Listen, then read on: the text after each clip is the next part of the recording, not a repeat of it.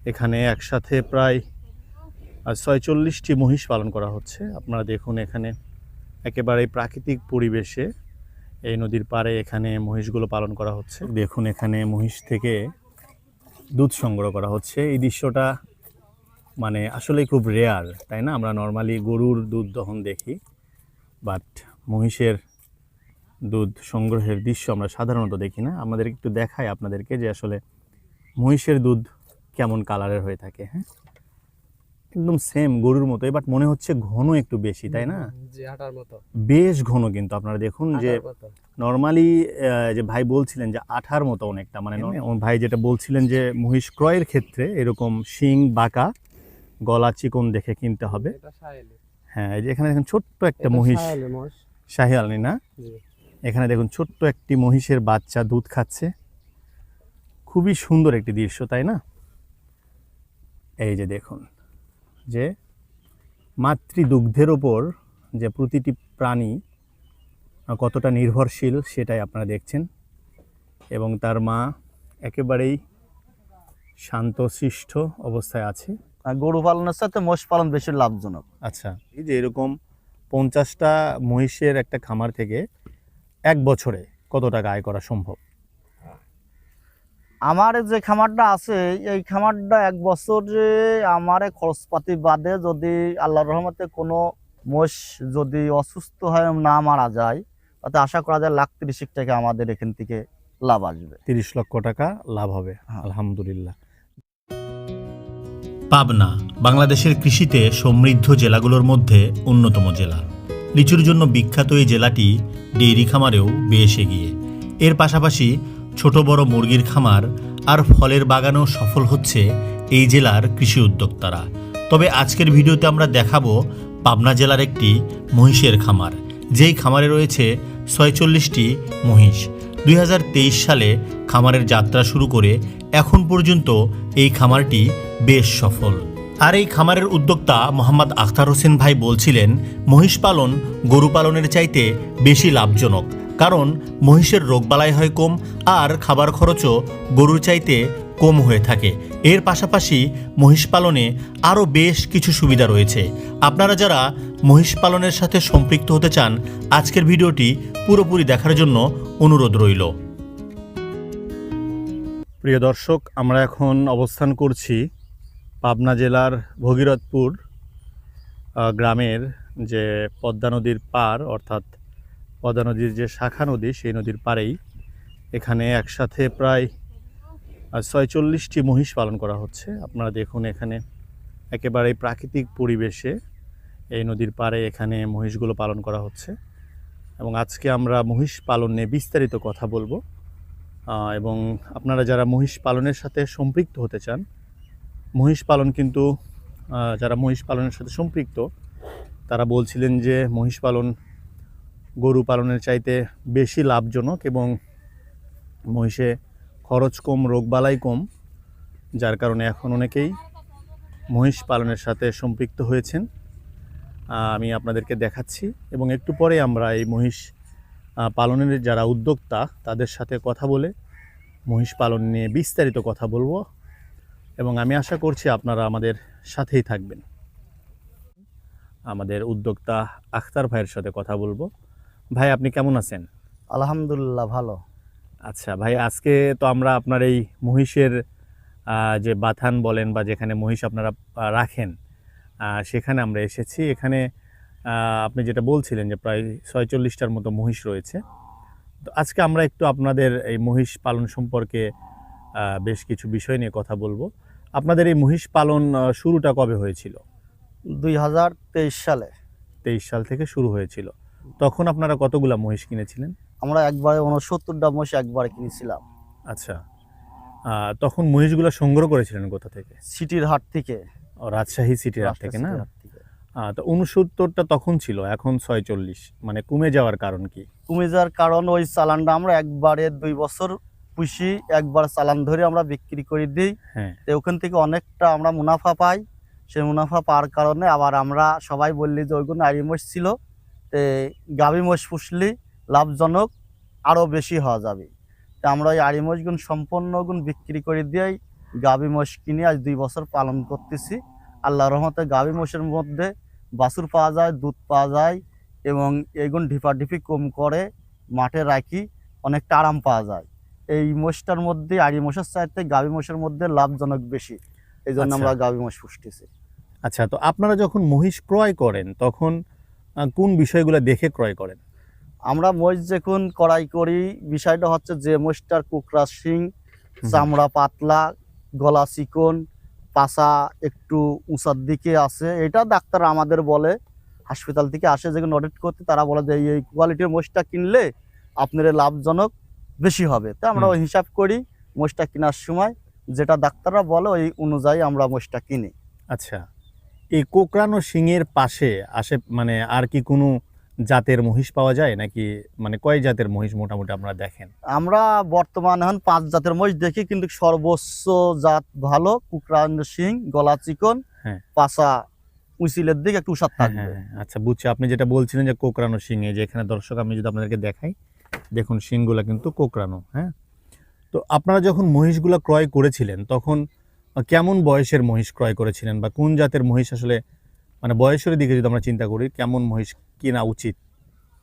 আমরা যখন ক্রয় করেছিলাম তখন এরকম গাভীর শুদ্ধি একবার পাল ধরি কিনা, বাচ্চাও ছিল হুম। এবং বড়তাও ছিল, মাজারও ছিল। তো সর্বোচ্চ পুষি লাভ হয় মাজার ওগুন কিনলে পারে হয়তো 5 বছর 7 বছর 4 বছর ওগুনের রোগ বলায় কম হয়, যুবক থাকে, ওই মোষটার বাচ্চা ভালো হয়, দুধও বেশি হয়, শরীর স্বাস্থ্য তাজা মোটা হয়।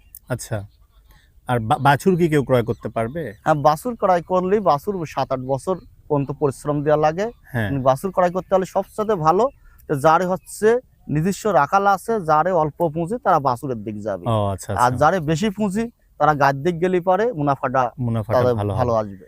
মহিষ মানে কত বছর বয়স থেকে বাচ্চা দেওয়া শুরু করে? আমার জানা মতে 3 বছরের মধ্যেই আমরা মহিষের বাচ্চা পাই। 3 বছর থেকেই 3 বছরের মধ্যেই বাচ্চা সে দিতে পারে। সে দিতে পারে। আচ্ছা, তো এই মহিষগুলার পরিচর্যার ক্ষেত্রে আপনার হচ্ছে আপনারা কি ধরনের খাবার দেন বা কি ধরনের রোগ বালাই হয় এগুলো নিয়ে একটু বলেন আমাদেরকে। আমরা মাঠে খাওয়াই আর ঘাস বনি, ঘাস কেটে নিয়ে আসি আর বিচুলি দিই। আর শীতের শীতের সময় আমরা হচ্ছে আপনার চাল গুঁড়ি এগুলো খাওয়াই। আর রোগ বেলায় খুবই কম, এই আসলে জ্বর আসবি, ঠান্ডা লাগবে এইটুকু, আর বাড়তি কোনো মোষের রোগ বেলায় নাই। আচ্ছা, আমরা গরুতে যে ধরনের রোগ দেখি, যেমন হচ্ছে খুরা রোগ দেখি, গরু বা তো অনেক হচ্ছে রোগ, এরকম মহিষে নাই? না এরা মোষে নাই। আচ্ছা, আচ্ছা।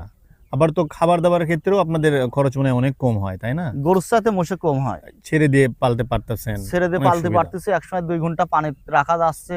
হুম। আবার গরুর মতন চিল্লা পাল্লার নেই, ধরেন যে গরু যদি এত এখানে বাধা থাকতে সবটি গরু ছুটাছুটি মারামারি ঢিবাঢিবি করতি। আর মহিষগুলো দেখেন অনেক সুন্দরভাবে শুয়ে আছে, কোনো ইরে হুটি ফাটা নাই। আচ্ছা, না খুবই ভালো বলেছেন।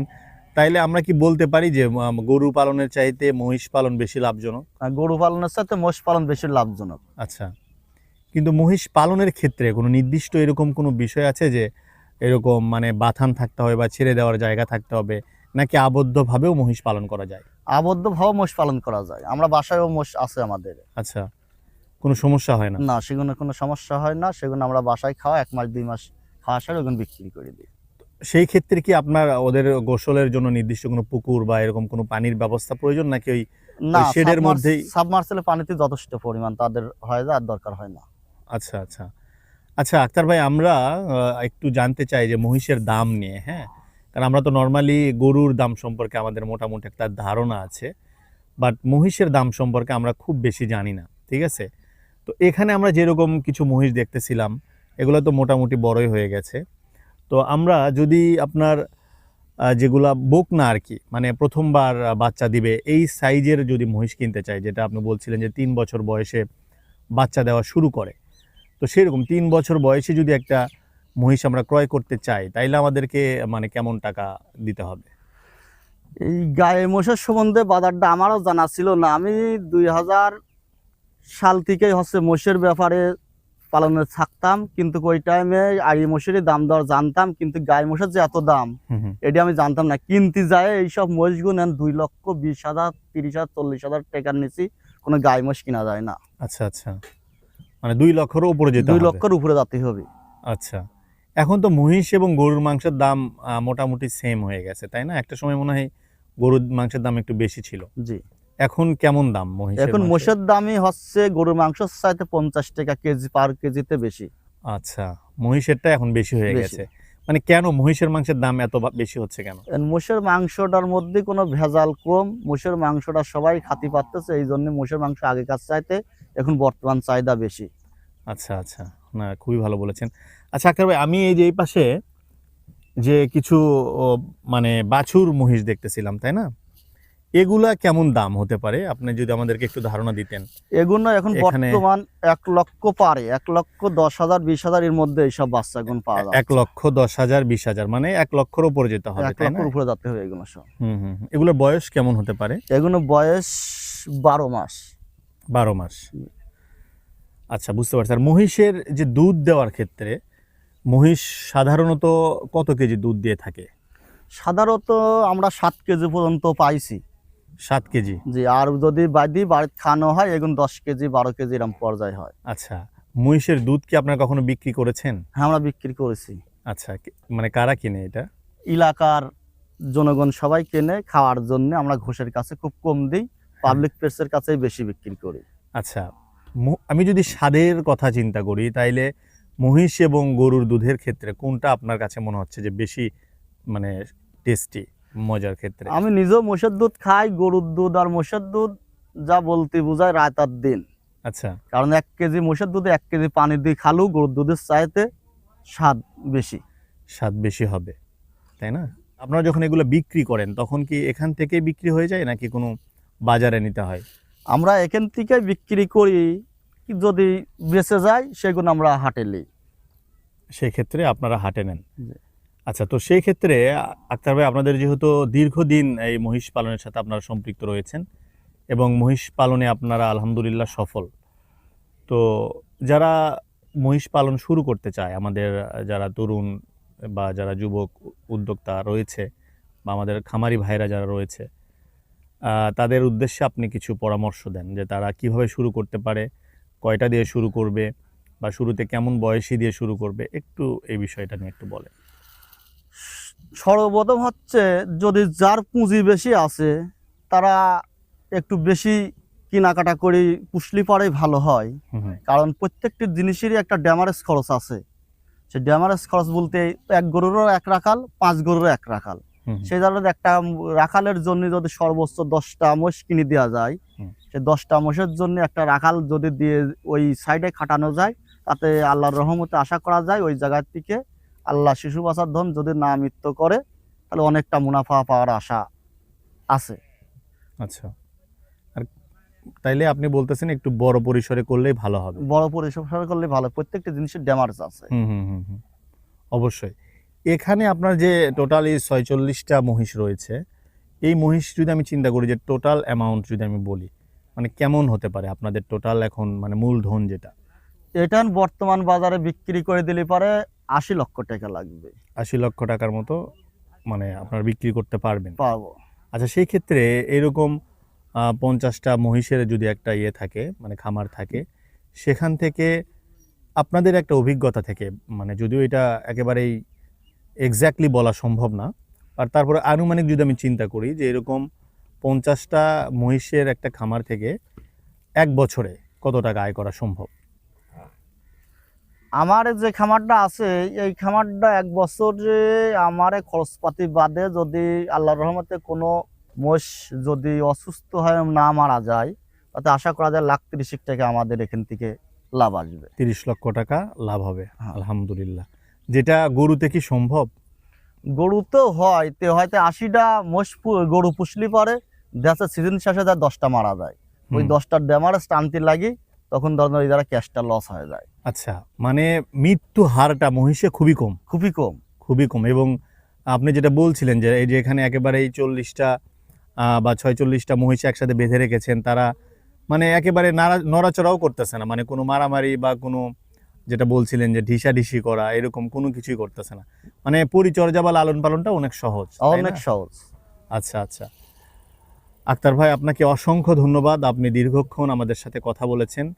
আমি সর্বশেষ একটা কথা বলবো, সেটা হচ্ছে যে মহিষ ক্রয় করার ক্ষেত্রে আপনাদের এখান থেকে কি কোনো আমাদের দর্শকরা বা কেউ যদি চায় সেক্ষেত্রে কি মহিষ ক্রয় করতে পারবেন কিনা, বা ক্রয় করতে যদি চায় তাহলে কোন সময় যোগাযোগ করলে ভালো হবে? যেহেতু আমরা এখন কথা বলছি ডিসেম্বরের আজকে হচ্ছে 13 তারিখ, তো কোন সময় তারা যোগাযোগ করতে পারে, এরকম নির্দিষ্ট কোনো সময় দিবেন কিনা, বা নাকি আপনারা বিক্রি করবেন না, একটু বলবেন আমাদের।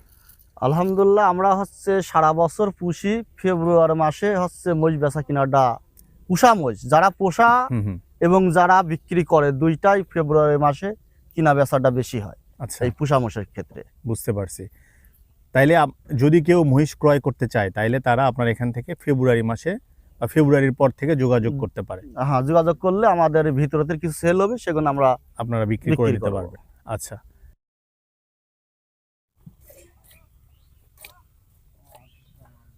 প্রিয় দর্শক দেখুন, এখানে মহিষ থেকে দুধ সংগ্রহ করা হচ্ছে। এই দৃশ্যটা মানে আসলে খুব রেয়ার, তাই না? আমরা নর্মালি গরুর দুধ দহন দেখি, বাট মহিষের দুধ সংগ্রহের দৃশ্য আমরা সাধারণত দেখি না। আমাদের একটু দেখাই আপনাদেরকে যে আসলে মহিষের দুধ কেমন কালারের হয়ে থাকে। হ্যাঁ, একদম সেম গরুর মতো, বাট মনে হচ্ছে ঘন একটু বেশি, তাই না?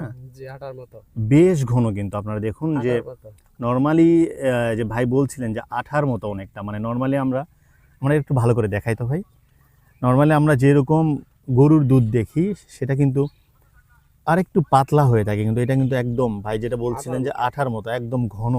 হ্যাঁ, এই জন্য আসলে যেটা ভাই বলছিলেন যে 1 কেজি দুধের সাথে যদি 1 কেজি পানিও মিশানো হয় তারপরেও গরুর চাইতেও বেশি মানে ভালো থাকবে। হ্যাঁ, তো এই যে আপনারা দেখছেন এখানে আরও বেশ কিছু মহিষ রয়েছে এখানটা আপনারা দেখছেন।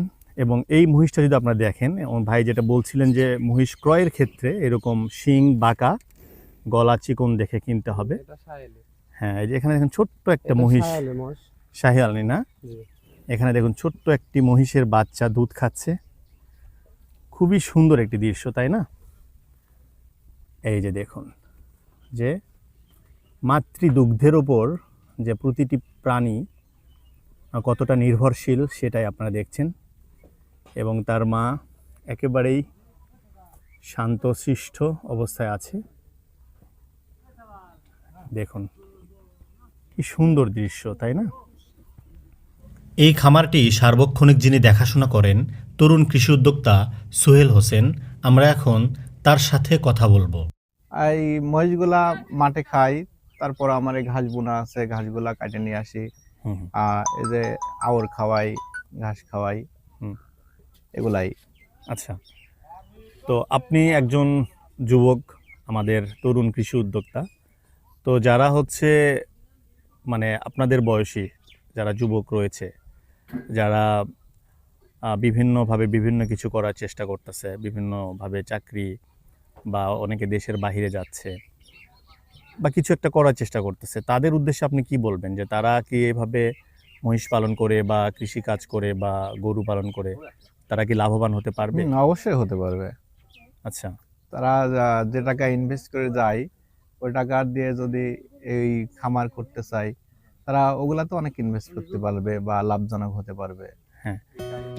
প্রিয় দর্শক, আমরা এতক্ষণ কথা বলছিলাম পাবনা সদর উপজেলার ভগীরথপুর থেকে। আমরা আমাদের আজকের ভিডিওর একেবারে শেষ পর্যায়ে চলে এসেছি। মহিষ পালন নিয়ে আপনাদের যদি কোনো প্রশ্ন থাকে তাহলে অবশ্যই কমেন্টে জানাবেন।